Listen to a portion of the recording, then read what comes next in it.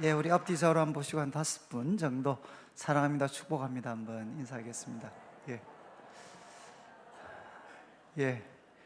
오늘 그 아침에 또 이렇게 난방기가 좀 고장이 나서 죄송합니다. 이렇게 오늘 우리 이제 에베소서 3장 우리 1절 말씀을 한번 보시면 이제 이러므로 그리스도 예수의 일로 너희 이방인을 위하여 갇힌 자 된 나 바울이 말하거니와, 이렇게 이제 기록이 되어 있습니다.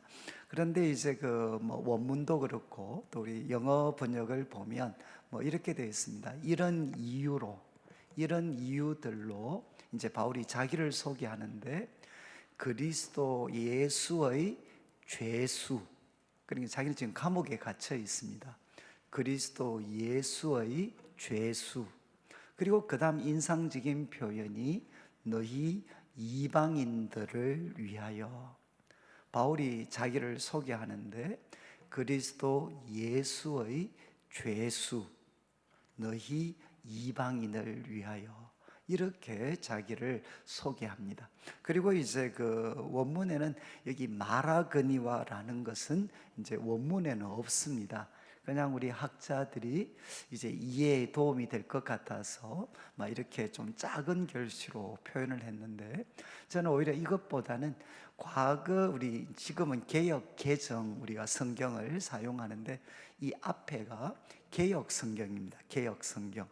이제 개역 성경이 저는 훨씬, 이제 나중에 여러분들이 집에 가시거나 또 성경 지금 앱이 있기 때문에 그 앱에 개역을 찾아서 이 부분을 한번 찾아보시면 이제 그리스도 예수의 일로 너희 이방을 위하여 갇힌 자 된 나 바울, 그런 다음에 점이 땅땅땅땅땅 이렇게 찍혀져 있습니다. 저는 오히려 이것이 훨씬 더 본문에 충실한 것이 아닌가라고 생각을 합니다. 이제 바울은 1절에서 이제 자기를 소개했습니다. 나 지금 죄수다, 죄수. 지금 바울은 감옥에 갇혀 있습니다. 그래서 에베소서는 옥중서신입니다. 감옥에서 기록한 서신이라고 해서 옥중서신 중에 하나인데, 자기는 죄수다. 그런데 누구의 죄수인고 하면 그리스도 예수의 죄수다, 이렇게 표현을 합니다. 그리고 이제 또 하나, 너희 이방인을 위하여. 결국 이 말씀은 바울이 지금 감옥에 갇혀 있는데 이유가 그리스도께 충성을 하다가, 그리고 또 한 가지는 너희 이방인들을 섬기다가 나는 지금 죄수가 되어 있다, 이렇게 자기를 설명을 합니다. 그리고 이제 2절부터 시작을 해서 이제 6절까지 말씀은, 그러면 바울이 왜 지금 죄수가 되어 있고 또 이방인을 참 섬겼는가, 그리고 또 자기를 표현할 때 그리스도 예수의 죄수다라고 표현했는가, 이제 그 이유를 이제 12절까지 설명을 하는데, 먼저 이제 6절까지 말씀은 이제 한번 저를 보시면 요약을 하면 이렇습니다. 내가 그리스도의 비밀을 깨달았기 때문이다. 그러니까 나는 누군가 하면 나는 그리스도의 비밀을 깨달았다. 그리고 또 다른 우리가 표현에는 하나님의 은혜의 경륜, 이제 이 경륜이라는 말이 참 이거 어려운 단어입니다. 하나님 은혜의 그 경륜, 그러니까 이 하나님의 그 은혜를 통해서 세상을 구원해 가시는 하나님의 계획과 역사, 이것을 이제 은혜의 경륜이라고 표현을 하는데, 이제 한쪽에서는 그리스도의 비밀, 또 하나님의 은혜의 경륜을 깨달았기 때문이다. 그래서 2절을 보십시오. 이제 2절에 기록이 되어 있습니다. 너희를 위하여 내게 주신 하나님의 그 은혜의 경륜을 너희가 들었을 거다. 하나님의 은혜의 경륜. 그리고 또 3절에는 그 은혜의 경륜을 계시로 내게 비밀을 알게 하신 것. 그러니까 이거는 비밀인데 하나님의 은혜의 경륜은 비밀인데 이 비밀을 하나님께서 나에게 계시를 통해서 알게 해 주셨다는 겁니다. 그래서 바울은 이것을 알고 기록을 했습니다. 이 내용이 이제 1장과 2장의 내용입니다. 1장과 2장의 내용. 그리고 또 4절을 보시면, 그래서 앞에 기록했던 내용을 읽으면 내가 그리스도의 비밀을 깨달은 것을 너희가 알 수 있으리라. 그러니까 바울은 계속 이야기합니다. 나는 그리스도의 비밀을 깨달았고 그것을 너희들에게 기록했다. 그게 바로 앞의 내용이다. 그리고 이제 5절 말씀에 이제 그의 거룩한 사도들과 선지자들에게 성령으로 나타내신 것 같이 다른 세대에서는 사람의 아들들에게 알리지 아니하셨다. 그러니까 이전 세대에는 하나님께서 이 비밀을 감추어 두셨다는 겁니다. 그런데 사도 바울의 시대, 예수님께서 십자가에 못 박혀 죽으시고 부활하신 이 사도 바울이 지금 살고 있는 이 시대에는 그의 거룩한 사도들과 선지자들에게 성령을 통해서 이 그리스도의 비밀을 그들에게 나타내셨다는 겁니다. 자, 이제 2절부터 5절까지는 사도 바울은 그리스도의 그 비밀, 하나님의 은혜의 경륜, 이것을 내가 깨달았다. 그리고 이것을 기록했다. 그런데 이제 6절에 이제 내용이 나옵니다. 그러면 사도 바울이 깨달은 그 비밀의 내용이 무엇인가? 하나님의 은혜의 경륜이 무엇인가? 6절 말씀, 이는 이방인들이 복음으로 말미암아 그리스도 예수 안에서 함께 상속자가 되고 함께 지체가 되고 함께 약속에 참여하는 자가 됨이라. 여러분, 사도 바울이 깨닫게 된, 다메섹 도상에서 예수님을 만나고 그 예수님과 깊은 사랑의 교제를 통해서 깨닫게 된 그 그리스도의 비밀이 뭔고 하면 이제 그리스도 예수 안에서, 예수님 안에서, 우리 2장 지난주에 다루었던 이방인들은 누군고 하면 하나님으로부터도 소외되어져 있었고 하나님의 백성 이스라엘 백성들로부터도 그들은 소외되어져 있었습니다. 그런데 그 이방인들이 이제는 그리스도 예수 안에서 이스라엘 사람들과 똑같이 이제는 동일한 함께 하나님의 상속자가 되고 함께 주님의 몸된 교회의 지체가 되고 또 함께 하나님이 약속하신 그 약속에 참여하는 자가 될 수 있게 됐다. 예수님 안에서 바로 이 이방인들에게도 구원의 문이 활짝 열렸다라는 이것이 바로 사도 바울이 깨닫게 된 바로 비밀의 내용이었다는 것입니다. 그러니까 바울은 이 비밀을 깨달았습니다. 야, 이제는 예수님 안에서 이방인들도 이스라엘 백성들과 똑같이 구원받을 수 있는 놀라운 길이 열렸구나 하는 것을 그는 깨달았습니다. 자, 그 다음 7절부터 보십시오. 7절의 핵심은 직분입니다. 직분. 이제 이 비밀을 깨달았는데 7절 말씀에 이 복음을 위하여 그의 능력이 역사하신 대로 내게 주신 하나님의 은혜의 선물을 따라 무엇이 되었습니까? 내가 일꾼이 되었다. 내가 일꾼이 되었다. 하나님의 은혜의 선물을 따라, 그리고 하나님의 능력이 역사해서 나 같은 사람이, 여러분 잘 아시죠? 사도 바울은 주님을 알기 전에 핍박자였고 박해하는 사람이었습니다. 그런데 하나님께서 능력으로 역사하시고 그리고 그에게 은혜의 선물을 주셔서 무엇이 되었느냐? 그는 일꾼이 되었다는 겁니다. 일꾼. 여기 일꾼이라는 말은 디아코노스입니다. 디아코노스. 이제 이 말의 가장 핵심적인 뜻은 뭔고 하면 식탁을 섬기는 종. 여러분 이제 고대 로마 시대에는 식탁을 섬기는 종들이 있었습니다. 종들. 그 종들을 디아코노스라고 불렀습니다. 그래서 대부분 영어 번역은 그리스도의 종이 되었다, 종으로 대부분 번역을 합니다. 그리고 또 8절 말씀에도 바울이 이야기하죠. 모든 성도 중에 지극히 작은 자보다 더 작은 나에게 이 은혜를 주신 것은, 여러분 이 은혜를 주셨다는 것은 무엇이죠? 바로 직분입니다. 직분. 하나님께서는 사도 바울에게 직분을 맡기셨죠. 무엇을 통해서? 은혜로. 여러분 직분은 은혜입니다. 은혜. 하나님께서 은혜로 우리에게 주신 놀라운 선물 중에 하나가 바로 직분입니다. 직분. 그리고 또 직분은 무엇이냐? 일꾼입니다. 종입니다. 종. 식탁에서 섬기는 종처럼, 종들처럼 하나님과 또 주님의 몸된 교회 성도들을 섬기는 사람이 누군가 하면 일꾼이고, 그리고 바로 직분을 맡은 사람들입니다. 그래서 바울은 7절과 8절에서 하나님께서는 은혜로, 그리고 나에게 직분을 맡기셔서 나는 일꾼이 되었다, 섬기는 종이 되었다. 그런데 하나님께서 그에게 맡기신 그 직분의 내용, 그 사명의 내용이 뭔가 하면 8절 후반부를 보십시오.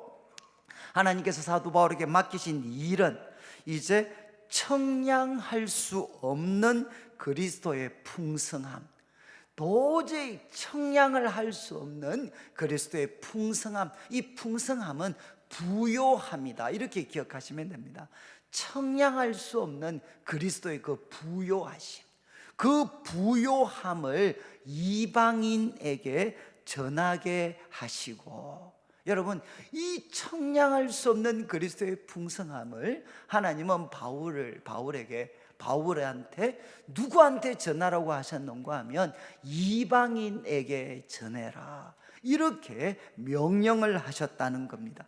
그리고 이제 이 그리스도의 청량할 수 없는 부요함을 듣고, 이 부요함을 여러분 이방인들에게 전하게 되면 이방인들은 이거를 받아들이고, 이제 주님의 몸된 교회가 어떻게 됩니까? 유대인과 이방인들이 하나가 된 교회를 세우게 됩니다. 그런데 이것이 뭔가 하면 하나님이 영원 전부터 세우신 계획이었다. 그래서 9절을 보십시오. 영원부터 만물을 창조하신 하나님 속에 감추어졌던 비밀의 경륜, 이것이 어떠한 것을 드러내게 하려 하십니다. 그러니까 하나님께서 영원 전부터 계획하신 그 비밀의 경륜, 그 계획, 그걸 나타내라고 하셨는데, 내용이 10절을 보시죠. 10절. 이는 이제 교회로 말미암아 하늘에 있는 통치자들, 권세들에게, 여기 있는 통치자들, 권세자들 누군가 하면 하늘에 있는 천사들이라고 생각하시면 됩니다. 하늘에 하나님을 섬기는 천군 천사들한테 하나님께서 하나님의 각종 지혜, 그러니까 각종 지혜, 각종이라는 말은 다양한 빛깔입니다. 다양한 빛깔. 하나님의 그 다양한 빛깔의 지혜를 천사들에게 나타내시려고. 그런데 누구를 통해서? 바로 교회를 통해서 하나님의 그 지혜, 그 많은 빛깔, 여기 나오는 이 각종 많은 빛깔이라는 이 단어는 주로 어디 사용되어졌느냐? 고대에 있어서 비싼 옷 있지 않습니까? 비싼 옷이라든가 아니면 또 양탄자라든가, 그리고 꽃, 거기에 이 표현이 사용되어졌습니다. 여러분 아름다고 비싼 옷을 생각을 해보시면 거기에는 많은 빛깔의 실들이 짜여져서 하나의 그 아주 작품과 같은 비싼 옷이 만들어지죠. 또 양탄자도 그렇습니다. 그리고 꽃도 그렇습니다. 그러니까 많은 빛깔이 어우러져서 만들어진 영광스러운 작품에 이 표현이 사용되어졌습니다. 그러니까 하나님께서는 하나님의 그 많은 빛깔의 지혜를 이제 천사들한테 나타내는데 누구를 조교로 삼아서? 교회를 조교로 삼아서 하나님께서 천사들한테 하나님의 그 많은 빛깔의 지혜를 나타내시려고 하는 것, 이게 하나님이 영원 전부터 세우신 계획이라는 겁니다. 그래서 11절에 곧 영원부터 우리 주 예수 그리스도 안에서 예정하신 뜻대로 하신 것이고, 그리고 우리는 예수님 안에서 12절을 보시죠. 우리가 그 안에서, 예수님 안에서 그를 믿음으로 말미암아 담대함과 확신을 가지고 하나님께 나아감을 얻느니라. 7절부터 12절 절을 한번 보시면 무슨 말씀인지 모르시겠죠? 저도 지금 설명하면서 무슨 말을 하고 있는지.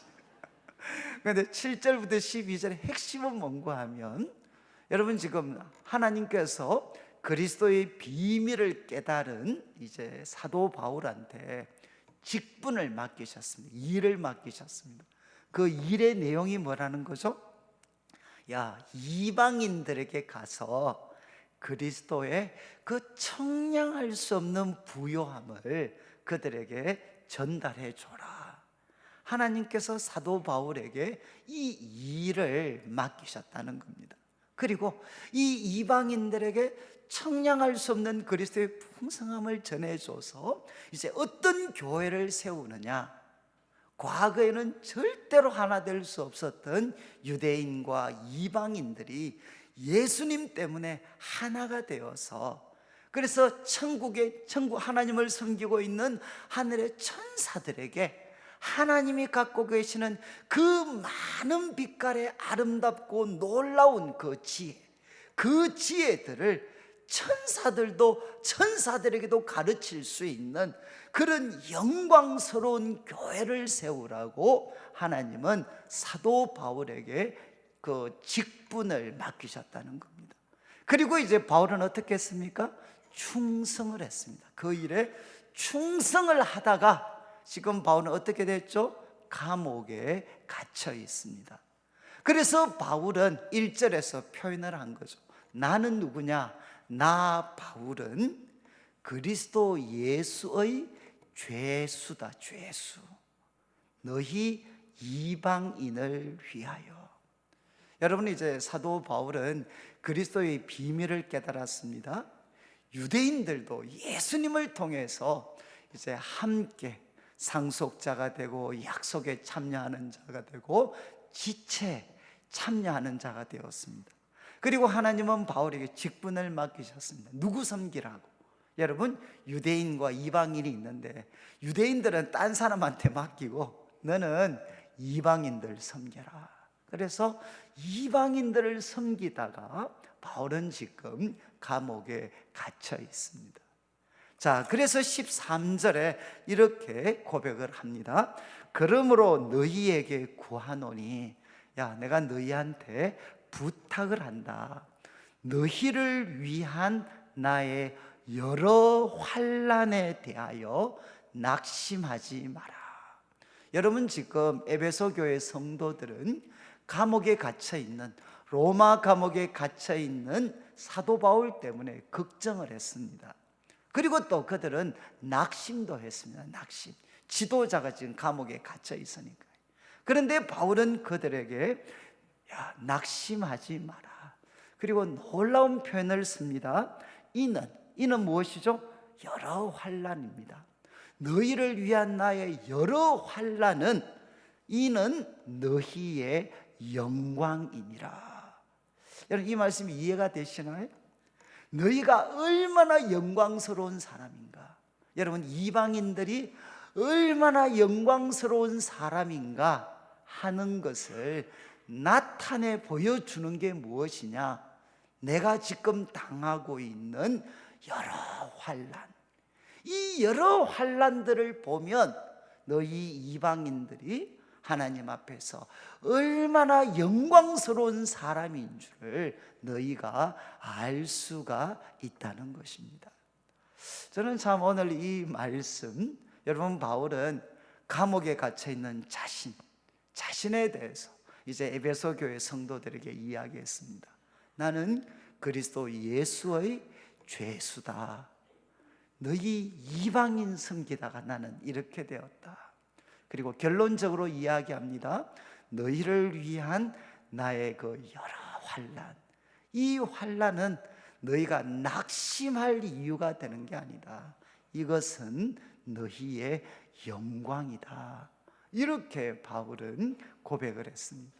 근데 제가 이제 이 말씀, 오늘 이 본문의 말씀은 참 저한테는 너무 소중하고, 특별히 제가 이제 목회자로서는 아마 제 삶의 가장 큰 도전과 또 동력을 주는 그런 말씀입니다.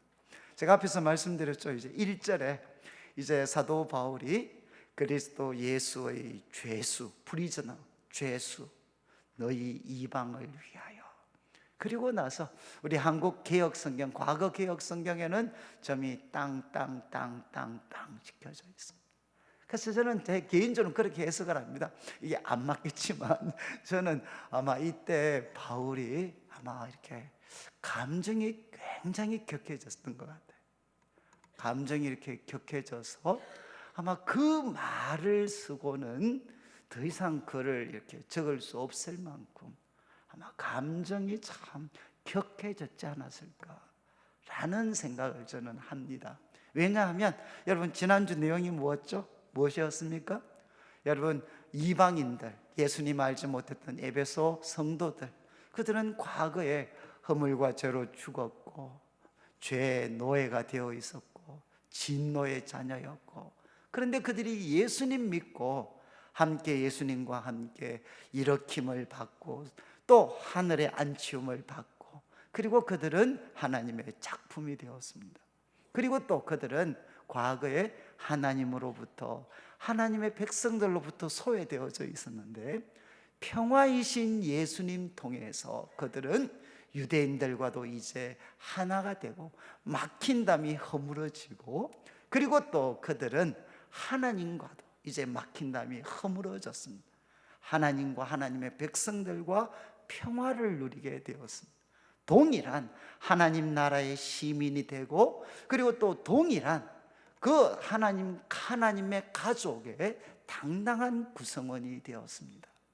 이런 이유 때문에 나 바울 너희 이방을 위하여 그리스도 예수의 죄수, 이렇게 바울이 자기를 소개했어요. 그러니까 참 가슴이 좀 찡하지 않겠습니까? 제가 이제 이 말씀을 이렇게 해석하게 된 거는, 제가 대학을 다닐 때, 이제 전도사 대학을 다닐 때부터 한 7년 정도를 저는 이제 내성교회 다니면서 공동 생활을 했습니다. 공동 생활. 그런데 제가 이제 대학부 전도사를 할 때 이제 우리 후배들과 이렇게 같이 기도하면서, 야, 왜 우리가 이렇게 공동 생활을 하냐? 그 이유 중에 하나는 사람이 만든 이 차별의 벽들이 있다. 우리가 지난주 살폈던 것처럼 율법도 가진 유대인과 갖지 못한 이방인을 원수되게 했던 것처럼, 지금 우리가 살고 있는 이 시대에 사람이 만들어 놓은 정말 이 차별의 벽들, 막힌 담들이 너무너무 많다. 그런데 예수님 안에서 이 막힌 담이 한번 허물어질 수 있다는 것을 우리가 한번 살면서 한번 경험해 보자, 이제 이런 이야기를 우리가 많이 했습니다. 그런데 이제 같이 살았던 우리 형제들은 한 8명 정도, 13평 아파트에서 남자 8명이 이제 짐승같이 살았는데, 그 형제들은 그때 다 이제 대부분 스카이 출신들이었어요. 다 좋은 대학을 다니는 그런 가난한 지방에서 올라온 애들이었습니다. 그런데 이제 살고 있는데 전화가 한 형제한테 왔습니다. 근데 내용은 결국 뭔가 하면, 형님, 저도 그 공동체에 살았으면 좋겠습니다, 이 내용이었어요. 근데 그 형제가 어떤 사람인가 하면, 이제 지방에서 소위 무작정 상경을 했습니다. 그리고 대학 와서, 서울 와서 일하면서 공부해가지고 대학 가겠다고 무작정 상경했던 애가 하나 있었어요. 대학을 준비하는 애가 있었어요. 그런데 이제 이 친구가 같이, 형님, 좀 같이 살고 싶습니다, 이렇게 이야기를 했어요. 그래서 제가 이제 가족회의를 소집해가지고, 야, 지금 지방에서 올라와서 이제 재수한다고 하는 이 친구가 같이 살자고 하는데, 야, 우리하고 조건이 너무 다른데 이거 어떻게 하면 좋겠냐. 그러니까 우리 착한 후배들이 형님, 우리가 왜 모였습니까? 사람이 만든 그 막힌 담들, 그 차별의 담들을 한번 무너뜨려 보자고 모인 거 아닙니까? 형님, 같이 삽시다. 그래서 같이 살았어요. 참 뭐 이 형제가 정말 구전일도 잘 감당하고 참 좋은 시간을 보냈어요. 그런데 이제 몇 달이 지났는데 저희도 이제 그때 막 어떤 우리 선배들이 한 200만 원 그 당시에 보증금을 모아줬고, 나머지는 월세로 우리 한 1인당 한 10만 원씩 내가지고 방값과 생활비를 했어요. 그런데 이 돈을 맡고 있는 형제가 저한테, 형님, 이 드릴 말씀은 아닌데 자꾸 집에 돈이 없어진대. 돈이, 생활비 두는 곳이 있는데 자꾸 돈이 없어진대. 그래서 야, 그게 다 교회 다니고 신앙 좋은 애들인데 그럴 리가 있냐. 그런데 이제 시간이 지났는데 계속 돈이 없어졌어요. 그래서 나중에 알고 보니까 이제 이 형제가 돈을 가져가기 시작을 했어요. 왜냐하면 뭐 경제적으로 쪼달리기도 했지만 이제 뭐 대학을 가야 되는데 공부도 잘 안 되고, 그러니까 이제 이 친구가 스트레스를 풀기 위해서 뭘 했느냐, 그때 이제 컴퓨터 도박이 나왔어요. 이거를 땡기기 시작을 했어요. 그러다 보니까 이제 돈이 좀 많이 모자라게 됐습니다. 그래서 돈을 가져가. 그런데 이제 우리가 이 사실을 알게 됐습니다. 그러니까 이 형제가 집을 나가버렸어요. 근데 그렇게 끝이 났으면 좋았는데 그때부터 이제 피말리는 일이 시작이 됐어요. 이제 이 친구가 이제 그때는 여러분 30년 전이니까 집에 전화 하나 있었습니다. 전화 하나. 근데 집에 나가서 밖에서 이제 집에 전화를 하는 거죠. 우리 자취방에 전화를 하고, 사람이 없으면, 전화를 안 받으면 그게 뭡니까?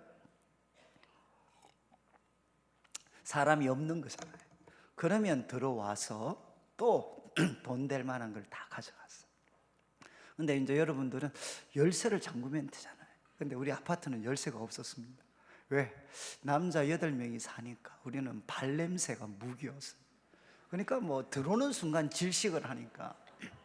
그런데 이제 이 친구가 그냥 아침에 전화해보고, 전화 안 받으면 우리가 학교 갔으니까 그러면 들어와서 돈 되는 걸 또 다 가져갔어요. 그래서 뭐 나중에는 이게 또 붙잡혀가지고 서로 치고받고 싸우고 막 난리가 났어요. 그래서 우리가 참 이렇게 서로가 조건이 다르지만 같이 우리가 주님 안에서 막힌 담이 무너진 이런 새로운 세상을 한번 맛보자 그랬는데 너무 힘이 들었어요. 근데 이런 와중에 또 전화가 왔습니다. 이제 누군가 하면 이제 한 형제가 요즘으로 말하면 자폐증에 아주 좀 심한 형제였어요. 그런데 이제 30년 전만 해도 이런 정신병에 대한 질환에 대해서는 이해가 별로 없었습니다. 그래서 정 안 되면 이렇게 그냥 정신병을 다 가두어 버리고 이런 일들이 반복이 됐어요. 그런데 이제 아주 좀 자폐증이나 이런 정신적인 부분으로 고통을 당하는 형제가 이제 우리 자취방에 같이 살고 싶다 그랬어요. 그래서 우리 후배들을 또 모아서, 야, 정신적으로 지금 좀 자폐에 시달리는 형제가 같이 살고 싶다는데 어떻게 하면 좋겠냐. 그러니까 우리 또 착한 후배들이, 형님, 우리가 왜 모였습니까? 인간이 만든 그 막힌 담들 예수님 안에서 한번 무너뜨려 보자고 모인 거 아닙니까? 그래서 이제 좋다, 같이 살자. 그래서 또 같이 살았어요. 그러니까 한 달은 정말 너무 행복하게 보냈고, 그리고 이 형제도 마치 치료가 될 것 같더라고요. 그런데 이제 문제가 언제 생겼는가 하면, 이제 저희들이 중학생이니까 시험을 치잖아요. 학기말 시험을 치잖아요. 그러면 이제 모두가 바빠지죠. 그런데 학기말 시험 준비를 해야 되는데 이제 이 친구는 학교를 안 다녔으니까 자꾸 이야기를 걸었어요. 저한테 자꾸 이야기 걸면서 제가, 야, 우리 지금 시험이야. 시험 끝나고 나서 좀 그래 이야기하자. 그러면 갑자기 그 친구가 정색을 하고 딱 이렇게 물어요. 형님, 마음이 바뀌셨군요. 무엇이 형님의 마음을 바꿔 놓았습니까? 저한테 말해 주십시오. 그리고 계속 따라다니면서, 형님 마음이 바뀌셨군요. 형님 마음이 바뀌셨군요. 막 사람, 저만 그런 게 아니라 같이 사는 애들한테 가서 너 마음이 바뀌었구나. 그래서 나중에 참 이 어떤 정신적으로 어려웠던 형제가 치료받기는커녕 같이 살던 형제 하나가 쓰러졌어요. 쓰러져가지고 그냥 시험 쳐야 되는데 그냥 애가 이렇게 이 정신적인 압박을 못 견뎌서 누워서 막 시험 치는데도 잠만 자고 있어요. 그러니까 집에 돈은 없어지고, 그리고 이제 이 친구는 와서 계속해서 형님 마음이 바뀌셨군요 이야기하고, 또 하나 멀쩡한 애는 쓰러져 있고, 정말 참 힘들었어요. 그런데 그런 와중에 또 전화가 왔어요. 또 전화가 와서 또 누가 한 사람이 같이 살고 싶대. 야, 우리는 지금 제정신이 아니다. 그런데 이제 그래, 또 이 친구는 누군가 하면 쟤하고 나이가 같았는데 소위 이제 고아원 같은 곳 출신이었습니다. 그런데 이제 이 소위 뭐라 그러죠? 혼의 관계를 통해서 출생한, 그리고 부모들한테 버림을 받고, 그리고 이제 이런 고아원과 같은 시설에서 자랐던 친구였어요. 그런데 이제 거기 나이가 되면 나오잖아요. 그래서 서울 와서 일하면서 이제 교회를 다녔는데 이 친구가 또 이제 같이 살고 싶다 그랬어요. 그래가 또 가족회의를 소집을 해서, 야, 이제 우리 그만하자, 그만. 어떻게 하면 좋겠냐. 그러니까 또 착한 우리 후배들이, 형님 우리가 왜 모였습니까? 야, 이제 그만하자, 그만. 근데 또 이야기했어요. 사람이 만든 그 막힌 담들 허물어 보자고, 예수님 안에서 허물어 보자고 모인 거 아닙니까? 좋다 그래, 한번 또 해보자. 또 그래서 이제 또 같이 살았어요. 그러니까 또 한 달 동안 열심히 일하고 잘했어요. 그런데 이제 또 지났는데 문제가 생기기 시작했어요. 이 불우한 배경이니까 우리 교회 다니는 착한 우리 후배들이 잘해줬어요. 뭐 불우하니까. 그런데 이제 이 형제가 자기를 좋아하는 줄로 착각을 했어요. 그래서 이제 막 또 오늘날 같으면 스토커처럼 막 따라다녔어요. 그러니까 이제 자매가 그거를 이렇게 거절을 했어요. 단호하게 딱 잘라버리니까.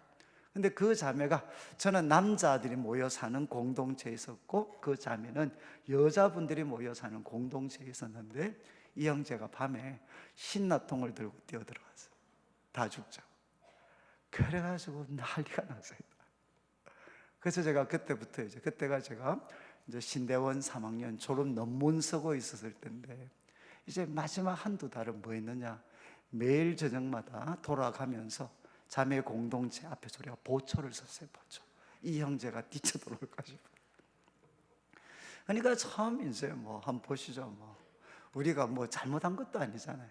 우리 말씀의 뜻대로 사람들한테 좀 외면당하고 참 그렇게 했던 우리 형제들, 예수님 안에서 우리가 하나가 될 수 있다는 거 한번 경험하기 위해서 우리 나름대로 참 노력했는데, 집에 돈은 없어지고, 그리고 날마다 형님 마음이 변하셨군요. 그래서 요즘도 이 말에 상처가 있어요. 제가 와서 또 누군가가 와가지고 저한테, 목사님 요즘 마음 바뀌신 것 같습니다. 그러면 그 옛날에 상처가 막 예? 그리고 또 이제 한쪽에서는 신라통 들고 뛰쳐 들어가고, 예? 졸업 논문 써야 되는데 밤마다 그 밤새면서 보초 쓰고, 그러다가 제가 이제 말도 되지도 않는 논문을 다 썼습니다. 쓰고 이제 자취방에 혼자 딱 앉아서, 여러분 과거에는 논문 쓰고 나면 제일 앞에다가 뭐 쓰느냐, 감사의 글을 적어요. 감사의 글. 그래서 우리 같으면 하나님께 영광, 그리고 부모님께 감사, 뭐 이렇게 하고 그 다음에 이제 고마웠던 사람들에 대한 그 글을 좀 적거든요. 근데 제가 하나님께 영광, 부모님께 감사, 그리고 쓰고 이제 그 다음에 뭘 쓰느냐, 바로 이 세상에서 이 사람이 만든 이 차별의 벽, 또 막힌 담을 허물어지는, 예수님 안에서 허물어지는 새로운 세상, 새로운 사회를 우리가 맛보기 위해서 헌신했던 우리 친구들, 딱 이 글을 썼어요. 이 글을 쓰는데 여러분 정말 갑자기 막 눈물이 막 비오듯이 쏟아지는, 막 비오듯이. 글을 적을 수가 없었어요. 적을 수가. 그래서 한 30분 정도를 막 그냥 엉엉 울었어요. 엉엉 울고 다시 이제 어간을 정죄해가지고 다시 글을 써야 되니까요. 이 세상에서 사람이 만든 그 차별의 벽, 그리고 그 막힌 담이 허물어진 그런 새로운 사회, 새로운 세상을 맛보기 위해서 함께 헌신했던 우리 친구들 또 서면 막 눈물이 또 막 비오듯이 비오듯이. 그러면서 이제 왜 비오듯이 쏟아졌겠습니까? 지난 시간, 그 서러웠던 시간들이 막 생각이 막 나는 거죠. 우리가 뭐 잘못해서, 뭐 우리가 아쉬운 거 있어서. 그렇지만 말씀대로 하나님과 하나님의 백성들로부터 소외되어 있는 사람들, 그들과 같이 예수님 안에서 함께 상속자가 되고 함께 지체가 되고 함께 하나님 약속에 참여하는 자가 되는 그런 새로운 세상을 한번 맛보자고 헌신했는데, 그게 뭐 그렇게 잘못해서 우리가 이렇게, 참 요즘 뭐 젊은 사람들 말로 하면 이런 개고생을 우리가 하나, 그러면서 막 진짜 이렇게. 저는 그때 이 표현을 조금 이해하게 됐어요. 바울이 너희 이방인을 위하여 그리스도의 죄수가 된 나 바울. 짧은 글이지만 이 글을 썼을 때 여러분, 이방인들에게 복음 전하다가 이방인들도 하나님 백성 될 수 있다고 가르치다가 바울이 겪었던 수많은 그 고난의 세월들이 아마 다윗의 이었던 바울의 그 내리 속에 아마 다 지나갔지 않겠는가. 그리고 참 그 글을 더 이상 이어설 수 없지 않았을까. 여러분, 사도 바울은 우리에게 도전을 합니다. 교회는 어떤 곳이냐? 사람이 만든 막힌 담들이 있습니다. 그 막힌 담이 예수님 안에서 허물어져 버린 그 새로운 사회가 바로 교회고, 교회는 이런 새로운 사회를 만들어 가야 되는데 특별히 누구한테 관심을 가져야 되느냐? 하나님과 하나님의 백성들로부터 소외되어 있는 사람들한테 우리는 많은 관심과 섬김이 필요하다는 것. 그리고 또 그 다음 말씀, 너희를 위한 나의 여러 환난, 이거 근심하지 마라, 너희의 영광이다. 저는 우리 청년들한테 진짜 이렇게 많이 가르쳤어요. 청년부 애들 교회 올 때마다, 야, 교회 올 때 좀 멀쩡하게 오지 마라 이놈들아. 교회 올 때 전부 다 코에다가 휴지 하나씩 꽂아서 와. 이 휴지 꽂는 게 뭐죠? 코피 터져가지고 있잖아요. 휴지 하나씩 꽂아서 그래 와. 그리고 후배들이 이제 형들한테, 형님 그 코에 왜 이제 코피 나도록 그렇게 열심히 공부했습니까? 왜 그렇게 열심히 살았습니까? 그렇게 물으면 그때 답을 해라. 너희를 위한 나의 여러 환난에 대해서 근심하지 마라. 이것은 너희의 영광이다. 제발 교회 올 때 멀쩡하게 해서 오지 마라. 멀쩡하게.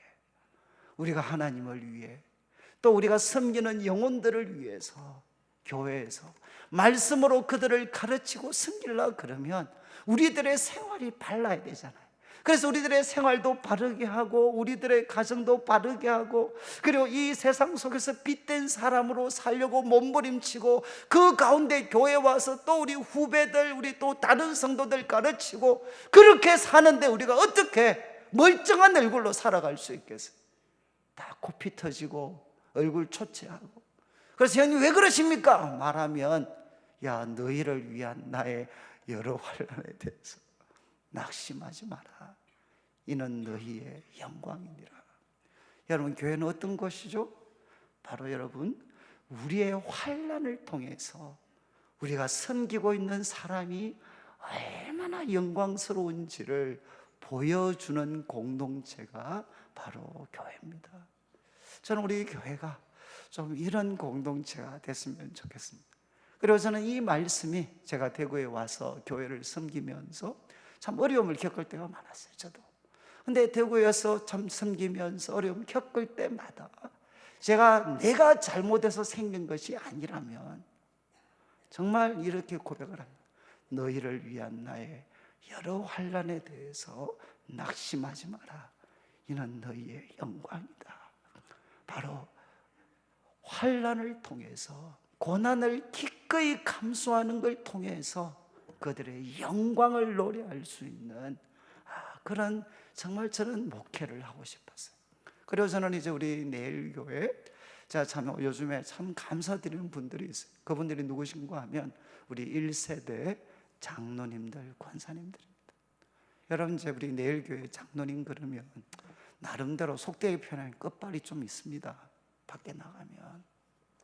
근데 우리 성도님들이, 어르신들이 정말 마음에 결심을 하셨어요. 우리 후진들을 위해서, 특별히 우리 교회가 앞으로 급변하는 시대를 바르게 대처하려면 지도자들이 50대에서 나와야 된다. 그래서 이분들이 2004년도에 10월에 나름 뜻을 정하고 우리가 조금 일찍 용태를 하자, 용태. 그리고 우리 후진들이 교회도 중심이 될 수 있도록 하자. 그래서 그때 노예든 어디든 나가시면 큰 소리 칠 수 있고 교회에서 대접받으실 수 있는 우리 어르신들이 다 65세 은퇴를 하셨습니다. 그래서 우리 교회가 사실 이렇게, 여러분 아마 우리 교회 오시면 참 우리 교회만큼 젊은 분들이 이렇게 자유롭게 교회를 섬기는 곳이 잘 없습니다. 저는 많은 분들이 뭐 저에 대해서 이야기하면 저는 아무것도 아니에요. 우리 앞세대, 여러분 우리 앞세대는 진짜 우리 교회 위해서 모든 거 다 헌신하신 분들입니다. 돈이고 뭐 다 헌신하셨어요. 그리고 그분들은 65세 때 깨끗하게 물러가셨어요.